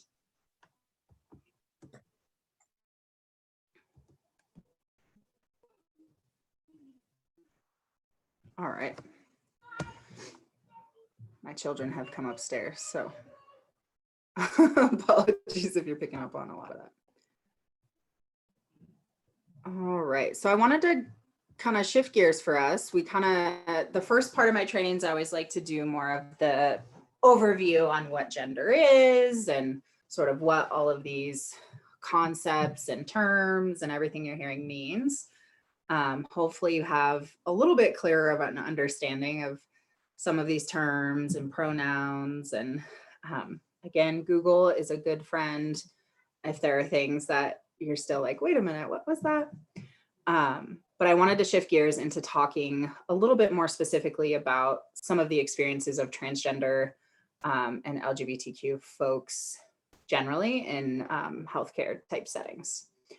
I did put in the chat sort of what the acronym LGBTQIA plus typically means, just because I hadn't explicitly spelled that out for you and I keep using it. So that's in the chat for you. All right, so one of the big things just before we launch into looking at some of this data is I want to be clear that there is nothing about somebody being transgender that puts them at high risk for negative health outcomes. So it's not as if there's something intrinsic to being transgender or lesbian or gay that puts this population at risk. Instead, it's really a combination of social factors, societal factors that places them at higher risk. So things like societal and family acceptance or rejection, as we talked about a little bit earlier. Let's see, access to services. So being able to find maybe a provider or a clinic or other spaces where you feel like folks are going to understand your identity.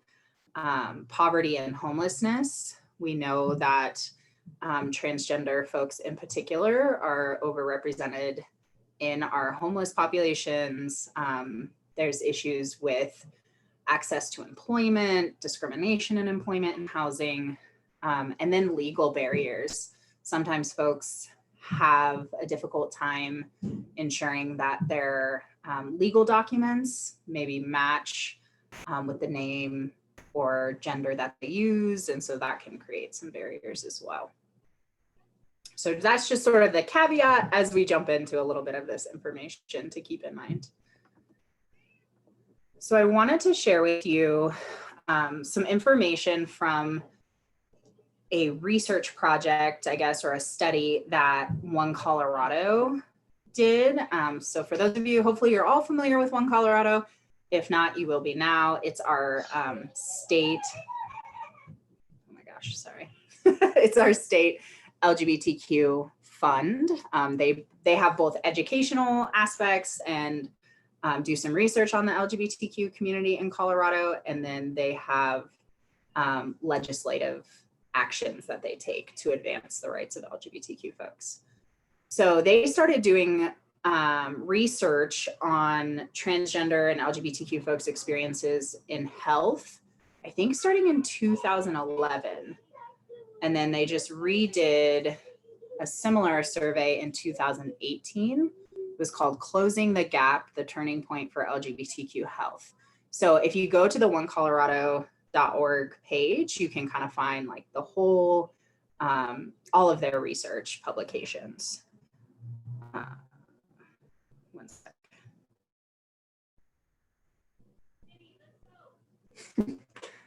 Okay, so one of the big takeaways sort of in the executive summary from this Closing the Gap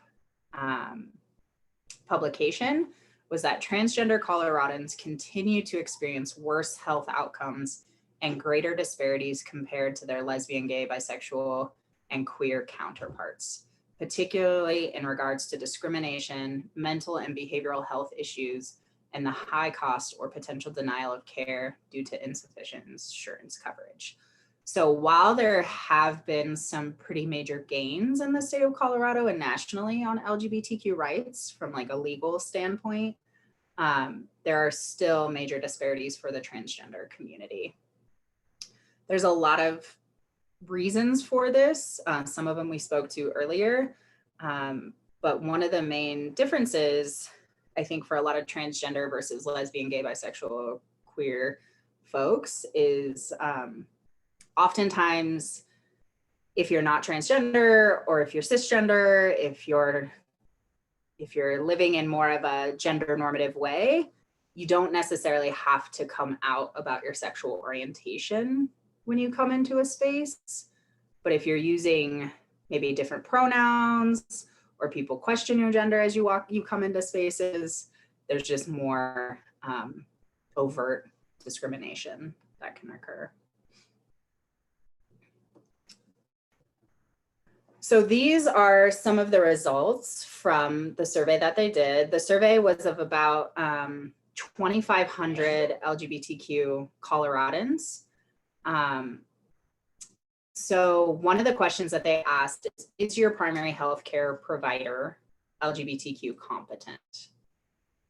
So about half, just a little over half of respondents, and this isn't trans specific, so this is all the respondents, including lesbian, gay, bisexual, and questioning, said yes, which is good that there's this acknowledgement, but almost, 48%, almost another half of folks said no, or I don't know. And I can speak personally, I don't really think my primary care provider is that competent. I'm not really out to him other than him thinking I'm gay. But there's nothing in their office that would acknowledge LGBTQ people exist. It's never been a conversation. I've never been asked other than offering the level of information I'm comfortable offering, which, as you all can imagine, can have impacts on the type of care I'm receiving, how much I'm willing to disclose, the type of questions I'm asking. And I would say that's true for many trans and non-binary folks. And then I know one of your breakout groups was talking a little bit about this around insurance or denial of LGBTQ specific medical services. So lots of transgender people seek medical care that really has nothing to do with their trans identity, right? Like maybe I have a broken arm or I have a cold, like other pieces like that. But there are some pieces that folks are gonna go seeking medical care that's specific to being trans or LGBTQ. So things like hormones, gender affirming surgeries, or PrEP, PEP, HPV vaccine, just anything that would kind of fall into this world. 34% of transgender respondents say they've been denied coverage. That's actually fairly low compared to national averages of how many people are denied coverage. Again, this is Colorado. There is a little bit of suspicion that this is somewhat skewed because many of the respondents were Denver Metro. And there's a different level of affluence of Denver Metro folks oftentimes versus across the state. But I was sharing in one of the breakout rooms that insurance is a space that can be really cumbersome for folks. There is a bulletin in the state of Colorado that One Colorado worked on saying that Colorado insurance providers have to cover trans specific healthcare, but some of the insurance that people have is actually based out of state. And so it doesn't always fall under that same bulletin, but it can lead to a lot of, and if any of you are involved in any billing, you may have experienced where you have to go back and forth and kind of battle with insurance and pull up legislation and talk about how this is covered, and it just can cause a lot of stress. So I wanted you all to see this sort of directly from folks, the 2,500 people who filled this out, some of the qualities of a competent provider. So these are the pieces that they said, these are the types of things when I go into a space, when I'm seeking health services, what I want to see. So I'm going to read through it in case you're on a device where it's tiny. So they are looking for providers who are comfortable with their sexual orientation or gender identity, which means they ask about your sexual orientation or gender identity or relationship status, has LGBTQ inclusive forms that list those types of things. That's one of the easiest ways to start that conversation, is to just have it in the forms, and then it's something you can talk through. Uses gender neutral language when talking about reproductive health, sexual health, or relationship status.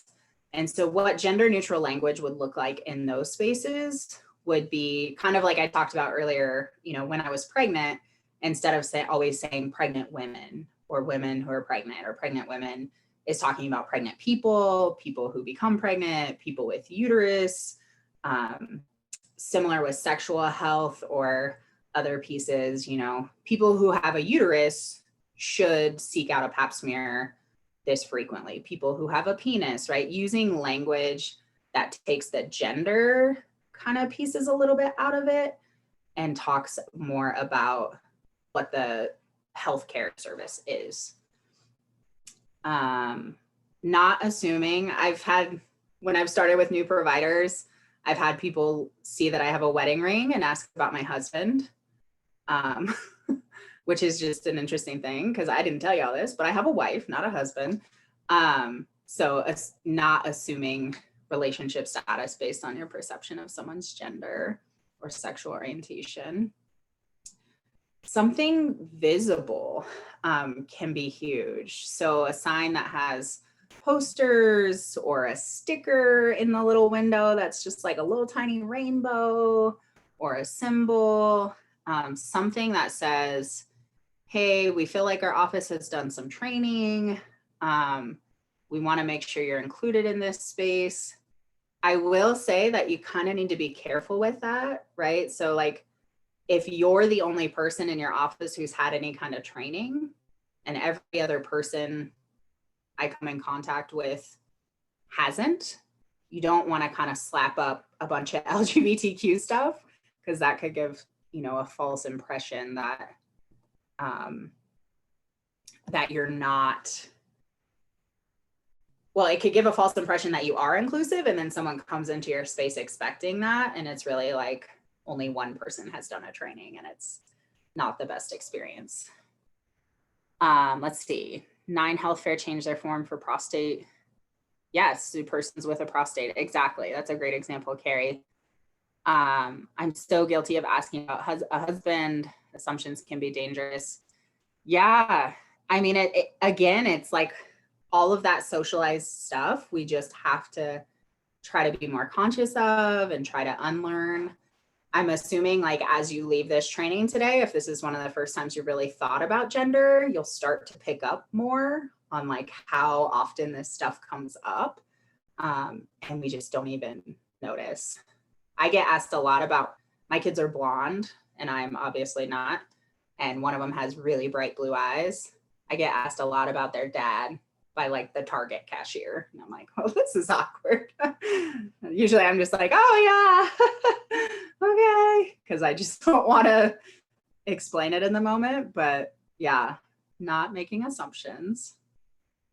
Yep, significant other, partner.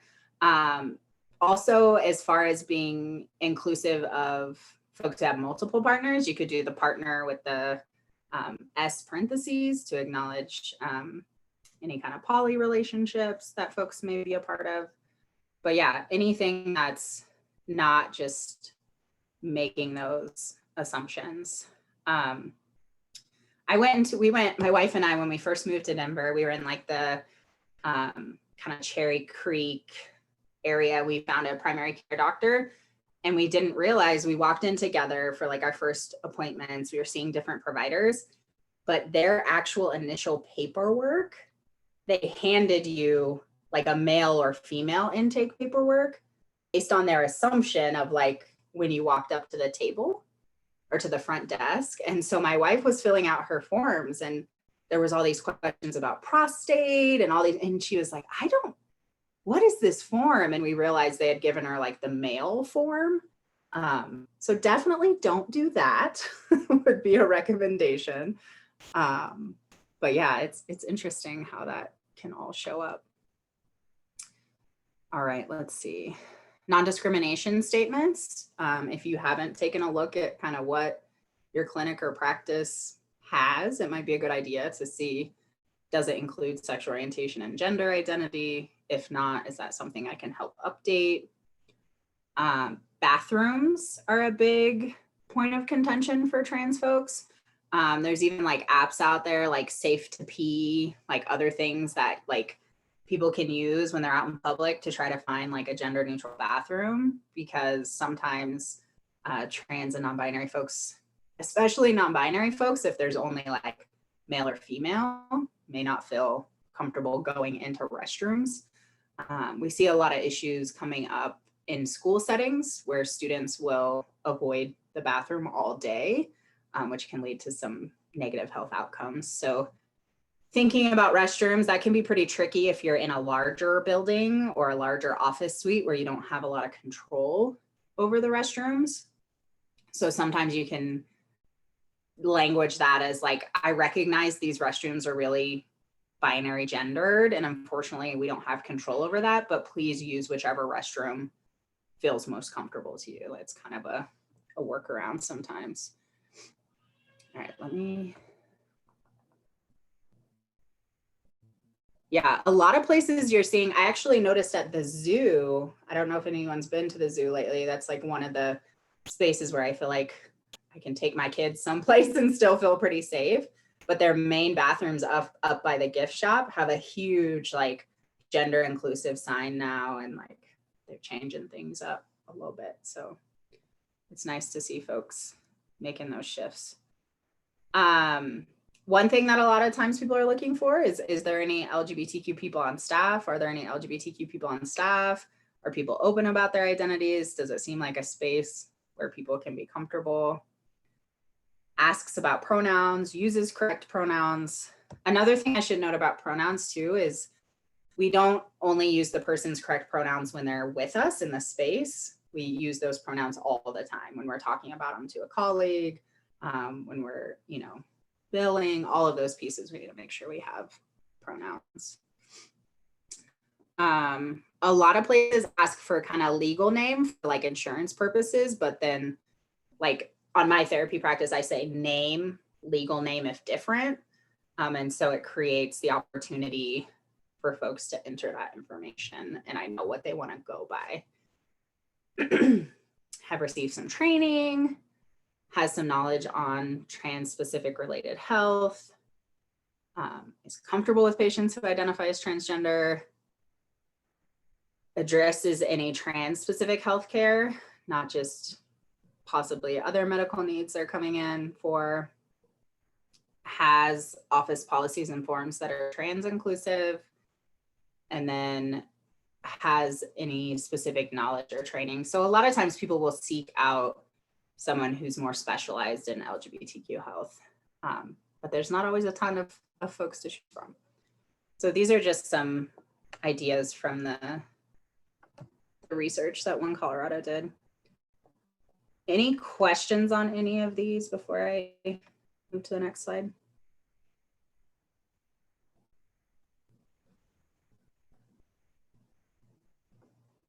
Okay. I know it can be difficult too, depending on your position in the practice, how new you are, what like role you play in some of the decisions around these. So sometimes it can be even just starting a conversation like, hey, I noticed this about our forms. If you maybe don't. Question. Yeah. Okay, hypothetically, and it hasn't happened to me, but I'm saying hypothetically, if we have a student and they're underage, to not make that decision, but like one parent says this and another parent says this, like pretend it's a transgender student and one parent says go by their legal name, and then the mom saying like, no, please like the child, go by what they want. What would you recommend, or how would you approach that situation? Yeah. So is this in like a school district setting? Yeah. Yeah. So I would, we run into that a lot out in Boulder County. So we've worked closely with, I'm not sure which district you're in, but St. Vrain and Boulder Valley School District. They now have district level policies that allows a student to request the name that they go by without needing parent permission, especially at the middle and high school levels. Because that's something that we run into quite often, is that you want to be affirming, but a parent is saying no. So I would explore kind of what the district level positions are. And then I would also validate that student in every way that I can. If I can't maybe officially change their name in Infinite Campus, or I can't officially change a name on paperwork or pronouns on paperwork, at least in conversation, I would, affirm that student's identity. But yeah, that can be really complex. We actually sometimes deal with legal battles where one parent is allowing, the student or the young person to go on hormone blockers, but maybe there's a divorce and the other parent doesn't want them to. And so it can definitely be a complex situation, but I would refer back to any district level policies just to see if that's in writing anywhere. Okay, no, that totally makes sense. Thank you so much. Yeah, you're welcome. All right. So one important thing to know is that from this survey, respondents with LGBTQ competent providers were more likely to receive health screenings. That probably doesn't feel like rocket science to you all as we think about like that comfort level with accessing services. But this darker blue bar is someone who had a competent provider versus the lighter blue is someone who did not have an LGBTQ competent provider. So even like seeing your primary care provider within the past 6 months, receiving any sort of annual exam, going to the dentist didn't seem to be as big of a, I guess, detriment if they're not competent. I guess people aren't going to their 6-month checkups as much. Getting 30 minutes of exercise. Again, that one, the competent provider didn't seem to have as much difference, but receiving an HIV test, receiving a flu shot, STI screening, birth control doesn't seem to be an area where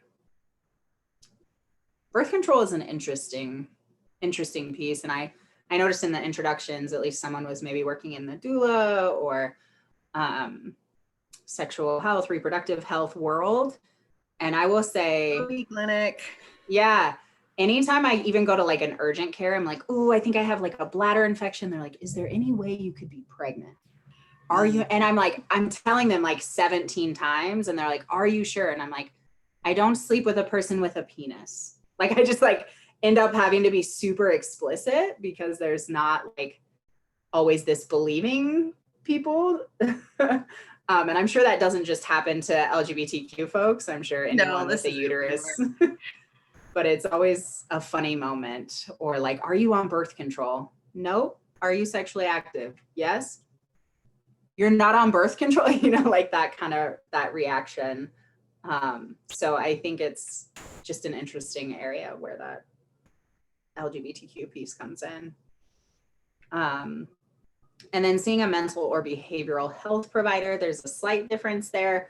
I know that when folks are seeking out behavioral health or mental health providers, most LGBTQ folks really want someone who understands some of the issues of rejection and sort of navigating the world as an LGBTQ person. And then looking at PrEP, it looks like almost twice as many of the LGBTQ competent providers are maybe at least having those dialogues. So I just wanted to like show y'all kind of this overview of how much of a difference it can make for LGBTQ folks to have those competent providers. And then wanted to look to show a little bit of mental and behavioral health. And so these questions were within the last 30 days before you took this survey. And so this would have been in 2018. And the BRFIS is one of our surveillance surveys that goes to all adults in Colorado. It's like a phone type service, or survey, not service, that the state of Colorado, Colorado Department of Public Health and Environment does. Not everybody answers their phone or participates or is part of that, but it's a pretty big snapshot of our broader Colorado community. So looking at this, within 30 days of the survey in 2018. Poor physical or mental health kept you from doing usual activities. You can see some of that split between LGBTQ and trans. And then physical health, not good. Mental health, not good. Again, it's consistent between youth and adults. So this is all adults, but even in our youth, like if we look at our Healthy Kids Colorado survey data, national data on trans experiences, there is always a much higher percentage of transgender folks who struggle with mental health, who've had suicidal ideation, and also LGBTQ folks compared to cisgender folks or heterosexual folks as well. So just wanted to point out some of those differences for trans folks. So this is a piece, we've talked a little bit about this and kind of went into a part of it. One important thing to know about transgender folks, and I don't know if any of you have experienced this, is that they may have different names for their genitalia in particular, or their chest or their breast, than what is sort of the medically accurate term. And so sometimes it can be helpful, like just to have a conversation like, hey, you know, I typically refer to this body part as a penis. Is that term okay with you? Is there a different term that you use to describe that part of your body? And really gathering some understanding. Sometimes someone who's trans with a penis but identifies as a woman might call it an outie versus an innie for a vagina or vulva. So it's like, there's just all of these different trans specific terms. Some people are like, yeah, I'm a woman who has a penis. So it just really depends on the person, but that's one way if you're doing anything in sort of the sexual health reproductive world or general physical to talk about. A lot of people,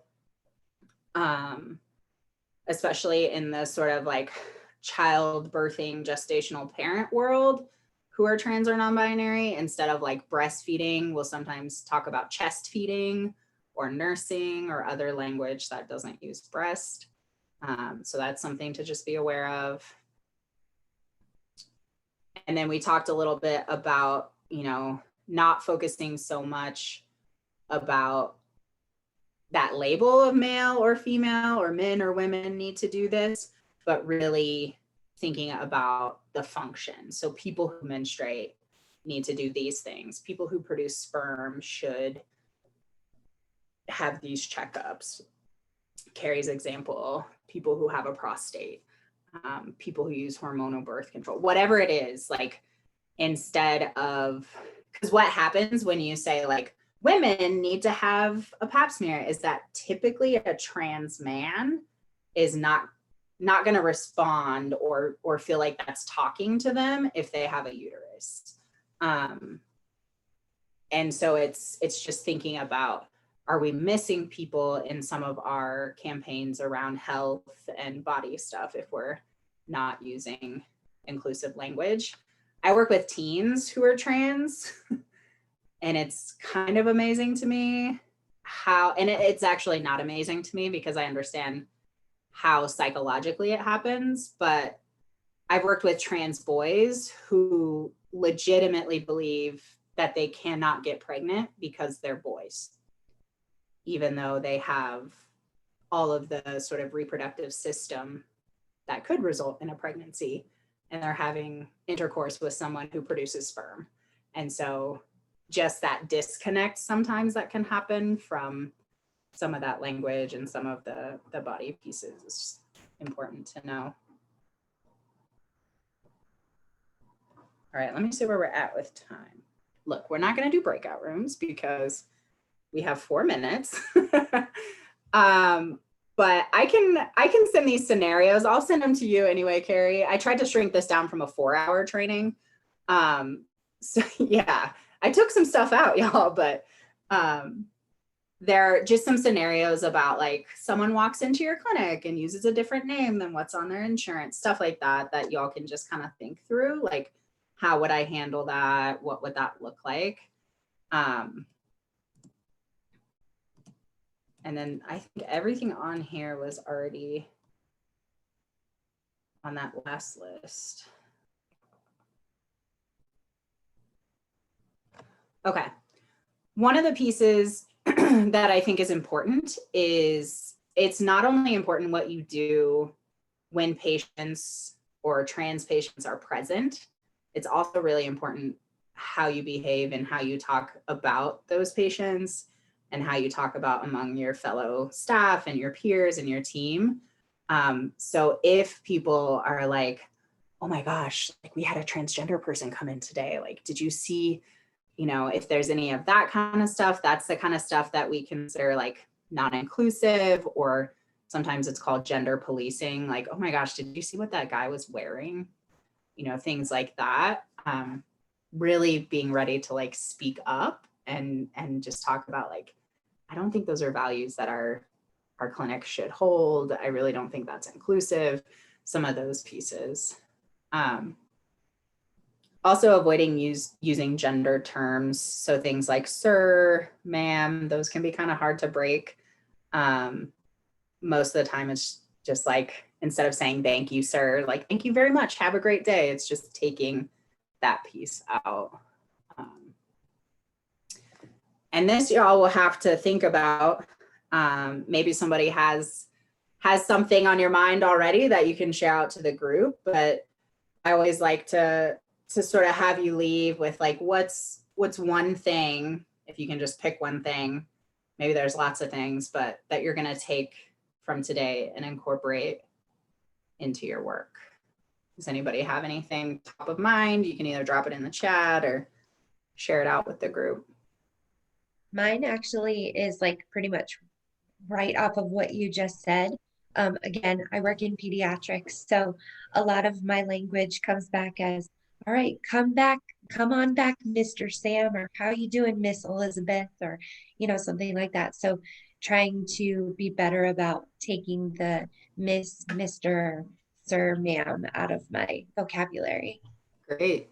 Yeah, I like to use friend a lot with little kids. All right, friend, come on. Yeah, I say pumpkin. How's it going, pumpkin? Or how's it going, bug, or something like that. Yeah. Been trying to do that. Cool. Thank you for sharing. Anyone else?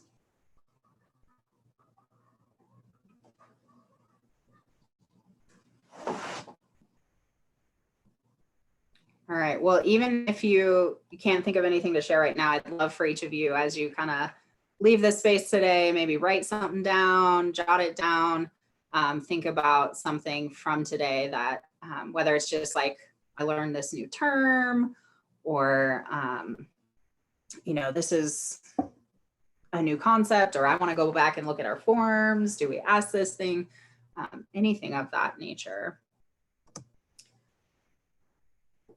All right, we are right at 11:30. I do want y'all to know that Carrie will send out the PowerPoint. I'll get that to her. And then she also has a list of additional resources with a few of our local community resources, as well as additional like online trainings or transgender health institutes that you can look into for any additional support. Let me put my contact info in the chat too. I don't know that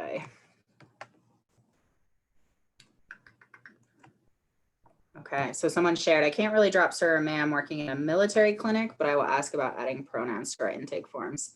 Yeah, I know that is a setting where a lot of that is required. So adding pronouns would be a good step. Any last questions?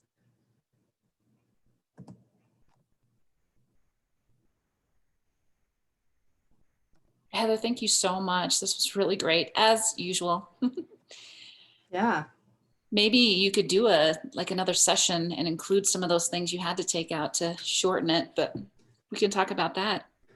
Yeah, for sure. I think we can do, I feel like this one's kind of more of like the 101 intro, and then there's sort of the like, what does this look like in practice? Like, let's practice trying some of this language and Yeah. Be super happy to talk about that. Great.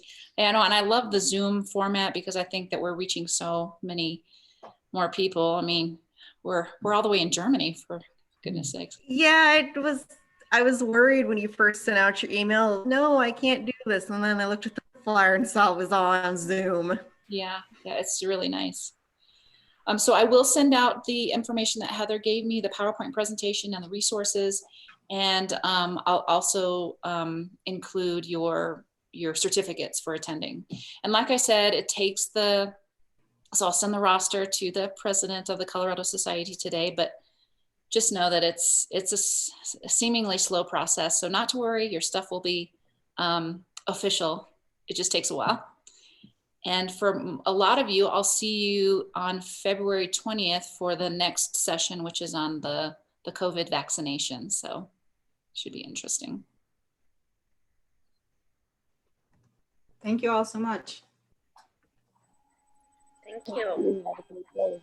Yes, have a great Saturday, y'all. You too. Thank you. Have a nice day, guys.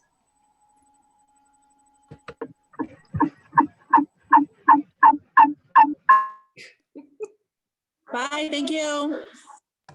Bye all. Bye. Bye.